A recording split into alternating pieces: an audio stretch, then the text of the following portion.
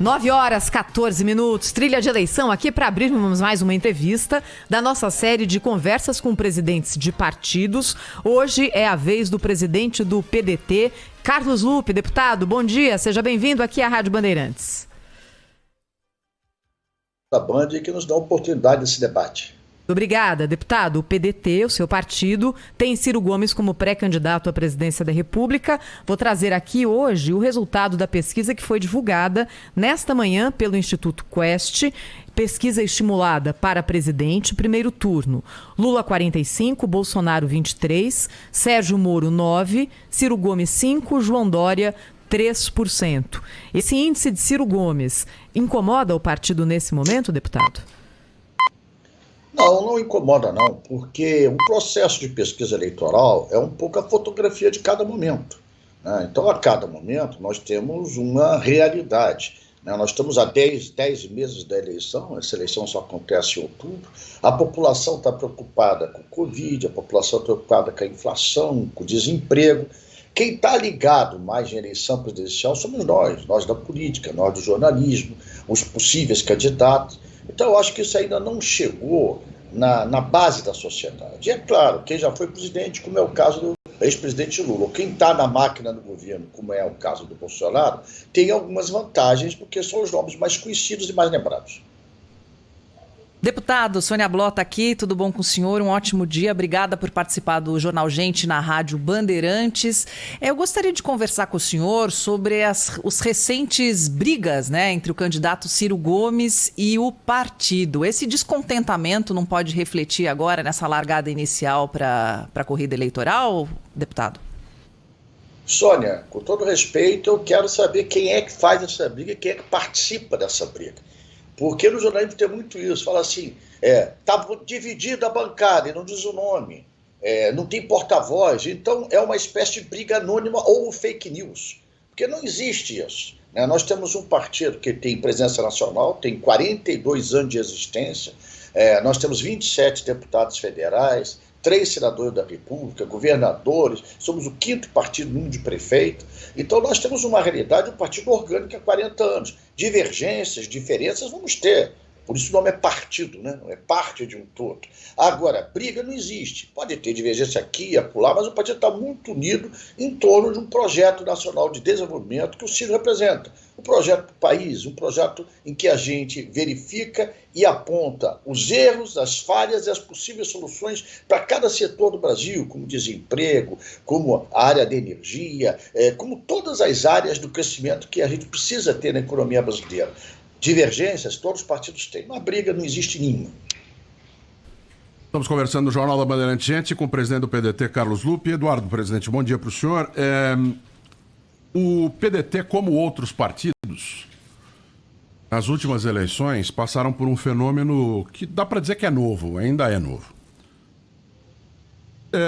Teve candidatos e teve eleitos por escolinha de político, aquelas que se dizem apartidárias e sem ideologia, e também por aqueles movimentos de rua, movimentos sociais que também se diziam apartidários e se diziam sem ideologia. Alguns desses, não vamos falar os nomes deles, porque primeiro são muitos e depois dá para esquecer alguém, né? Eu queria que o senhor falasse um pouco sobre esse fenômeno. Se o partido, não só o PDT, como os partidos políticos aprenderam alguma coisa com isso, porque são subpartidos que usam as legendas. Né? Eles têm ideologia, sim, eles têm ação política, sim, muitas vezes é ordenada, não vou chamar de orquestrada, mas de ordenada, porque eles têm o mesmo pensamento político, só que se espalham em vários partidos para conseguir se eleger, até porque a legislação não permite candidaturas independentes. Os partidos políticos, especialmente o PDT, aprenderam alguma coisa com esse processo, pro bem ou pro mal? Amigo, a cada dia a gente aprende. A gente aprende, inclusive, a entender que esse fenômeno que aconteceu nessa última eleição, de alguns movimentos, não são todos parlamentares assim não, são em torno de 10 a 12 parlamentares. Todos eles têm um patrocinador, que eu chamo de patrocinador. Tem alguém por trás, tem algum grupo empresarial, tem algum financiador individual. Você tem casos que você examinar as doações de pessoa física, você vai ver que normalmente são 15, 20, 30 sócios de um mesmo sistema financeiro, de uma mesma empresa que faz, como é proibido a doação jurídica, a doação individual no limite para somar um volume representativo, um volume muito grande para a candidatura de cada um. Nós aprendemos essa lição, sim. Nós já decidimos isso desde 2019, quando estávamos preparando para a eleição municipal. Não aceitar o que eu chamo de dupla militância. E eu acho que cada um que quiser fazer isso, forma seu partido, organiza seu partido, vá para... São 34 partidos, 37 partidos do Brasil. Será que não tem ninguém que tenha afinidade com 37 ideologias, entre aspas, diferentes? Então, nós aprendemos a lição, nós já temos uma deliberação de não aceitar qualquer tipo de filiado para ser candidato, que não tenha convicções, isso já está no nosso estatuto, já está no nosso programa e está deliberado. Já aviso com antecedência. Vocês que participam desses grupos não venham para o PDT, porque não terão legenda. Deputado, Desculpa, Pedro, por favor. Nós estamos conversando aqui com o presidente do PDT, né, o Carlos Lupe, o Pedro Campos. Eu queria perguntar para o senhor sobre a reforma trabalhista, né, que está no discurso político de alguns candidatos. O tema foi levantado por um artigo publicado pelo ex-ministro Guido Mantega, né, endossando aí um compromisso do ex-presidente Lula, caso eleito, de revogar a reforma trabalhista que foi aprovada no governo do Michel Temer. O PDT tem uma luta histórica, né, ligada aí a essas questões trabalhistas. Eu queria saber se o senhor defende a revogação dessa reforma trabalhista, de mudanças pontuais, e se são os sindicatos que estão inflando essa discussão por conta da perda de receita que tiveram com o fim da obrigatoriedade da contribuição dos trabalhadores. Amigo, eu fui ministro do Trabalho 5 anos, não foram 5 dias. Eu saí em 2011 do Ministério do Trabalho com o mais baixo índice de desemprego da história da República, 4%. 12 milhões e 500 mil empregos gerados com a carteira de trabalho, com todos os direitos, durante esses 5 anos de gestão, de administração. Então, eu tenho um conhecimento de causa para lhe afirmar de que não existe na humanidade um sistema mais eficiente, mais competente em distribuição de renda do que o emprego com a carteira assinada. O emprego gera autoestima, o emprego formal, com a carteira assinada, com todos os direitos, é o que gera um ciclo de economia virtuoso, ou seja, quanto mais gente empregada, mais gente recebendo salário, mais gente recebendo salário, mais gente comprando, mais gente vendendo, mais gente produzindo. Então é até uma questão de razoabilidade se proteger a parte mais frágil da sociedade. A parte mais frágil da sociedade é o trabalhador.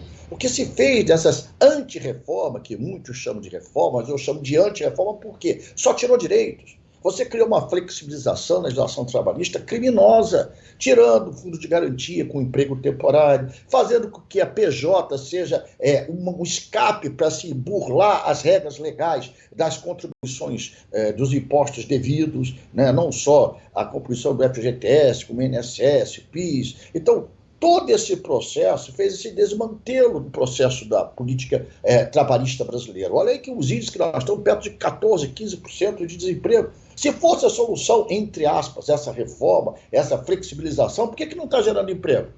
Então, esse é o grande desafio. Nós temos falado muito antes dessa declaração pelo jornal do ministro, do próprio presidente Lula, nós temos falado que a revogação é prioridade no governo do PDT, no governo trabalhista, com a nossa origem. Nós, trabalhistas, é que criamos a CLT, foi Getúlio na década de 30. Nós temos um compromisso com o trabalhador. Nós achamos que tem que ter sindicato forte, transparente, competitivo e que represente realmente o trabalhador em todo o setor da sociedade, como tem o patronal. Quando se acabou o imposto sindical dos empregados, dos trabalhadores, não se acabou com o imposto sindical patronal. Então o sistema S tem prédios gigantescos, alguns serviços bons que faz, sim, mas por que não acaba com o imposto sindical do patrão e acaba com o imposto sindical do trabalhador? Vamos trabalhar por sua revogação e nós não vamos enganar ninguém. O nosso projeto está claro, nós temos o projeto nacional de desenvolvimento, está escrito, tudo que nós pensamos nós deixamos com transparência, até por causa disso nós criamos muitos adversários e inimigos, mas vamos continuar lutando por um Brasil para os brasileiros e com os brasileiros.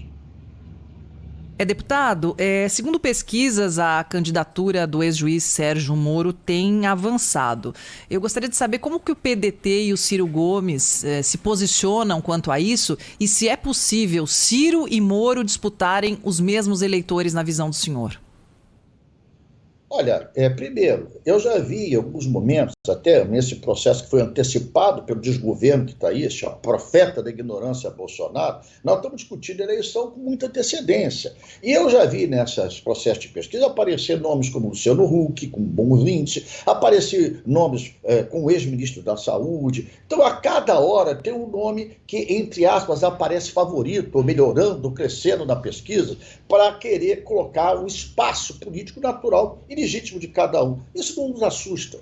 O processo eleitoral, o resultado da eleição, o voto é consequência de um trabalho. Nós não podemos trabalhar só pensando no processo eleitoral. Nós temos que trabalhar pensando no Brasil. Que projeto nós queremos para o Brasil? Que Brasil nós queremos? Como é que vai ficar o índice de desemprego do nosso Brasil? Como é que vai ficar a fome, a miséria, essas calamidades previstas há anos que todo janeiro, fevereiro e março acontecem e não se tem uma atitude governamental para diminuir o impacto dela? É claro que a gente não tem como mudar a natureza, mas o trabalho que o governo pode fazer no equilíbrio dessa natureza, na defesa do meio ambiente e na prevenção desses acidentes, por exemplo, evitar que tenha turismo em áreas que tenha risco.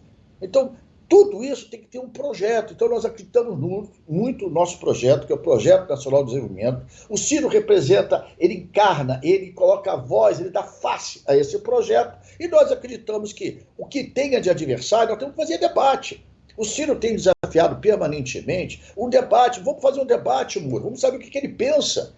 O Moro foi um juiz que ganhou uma fama danada. Ele, quando saiu da justiça lá e foi para ser ministro do Bolsonaro, ele foi ministro do Bolsonaro, ele saiu com quase 48% de aferição dos votos um pouquinho antes da eleição. Hoje ele tem 8, 9%. Né? Então, não é essa Brastemp, como falava a minha avó, não é essa coisa do outro mundo. Né? É um nome que ficou conhecido, mas que teve seus atos, por exemplo, os atos do Moro, decididos lá no Paraná, todos eles foram desqualificados pelo Supremo, não é por mim que sou da política, foi pelo Supremo Tribunal Federal, o órgão máximo do Brasil na área de justiça. Cancelaram as ações deles, cancelaram todos praticamente, ou grande maioria, dos processos de condenação que ele fez. Então, uma pessoa que quer apresentar como currículo aquilo que foi cancelado pelo Superior Tribunal, pode ser presidente da República? É esse debate que nós queremos fazer. Presidente do PDT, Carlos Lupe, aqui na nossa série de entrevistas com presidentes de partido, já olhando para a eleição que acontece no mês de outubro. Presidente, queria perguntar para o senhor o seguinte: é claro que nesse momento cada partido faz as suas contas, vê quanto vai receber de fundo eleitoral, cria cenários para decidir o seu posicionamento ao longo do ano. Queria voltar aqui ao começo da nossa entrevista, quando eu citei essa pesquisa Quest, Ciro Gomes com 5% das intenções de voto. Existe algum marco temporal e algum percentual mínimo de votação para que o PDT decida a respeito da candidatura Ciro Gomes, ou ele será candidato independente da situação nas pesquisas? Olha, o marco temporal para uma eleição é o voto. Esse é o marco do tempo, é o dia das eleições. O Ciro é uma candidatura irrevogável e irreversível. Nós agora, no próximo dia 21, íamos fazer até presencialmente o encontro nacional do Diretório Nacional do PDT, para reforçar, revigorar e fazer o lançamento da pré-candidatura do Ciro. Pela pandemia, nós temos responsabilidade, vamos fazendo isso virtualmente, ou seja, vai ter 10, 15 pessoas na sede para transmitir para o Brasil todo via internet, via Zoom, a convenção. E nesse dia 21 vamos confirmar a pré-candidatura do Ciro. E por quê? Porque nosso projeto não é só acompanhar a pesquisa, aliás, pesquisa a cada hora tem uma. Eu nunca vi ter tanta pesquisa como no Brasil tem. Daqui a pouquinho você vai falar de uma outra pesquisa, porque podia ter 2, 3, 4. Então, isso faz parte do processo. Isso aí é assim, a pesquisa também mobiliza, desmobiliza. A pesquisa é um instrumento muito forte, psicológico nos partidos, nas pessoas, para acharem que a política é só resultado. Não é assim. Nós somos um partido de ideias. Repito, nós temos 42 anos de existência pós-ditadura. Ainda tem a época que foi criado o trabalhismo na década de 30 com Getúlio. Então nós temos coerência, nós queremos apresentar para o Brasil uma alternativa, um projeto. O Ciro, na nossa opinião, representa esse projeto e queremos debater com todo mundo esse projeto para o Brasil. Presidente do PDT, Carlos Lupe, conversou conosco nessa série de entrevistas com presidentes de partidos políticos. Muito obrigado pela atenção aqui com o ouvinte da Rádio Bandeirantes. Até uma próxima, viu, presidente? Eu que agradeço, estou sempre à disposição. É uma honra, um orgulho estar trabalhando a Rádio Bandeirante, que é uma band conhecida no Brasil todo, respeitada, e tem um princípio da democracia que é fundamental no jornalismo. Rede Bandeirantes de Rádio.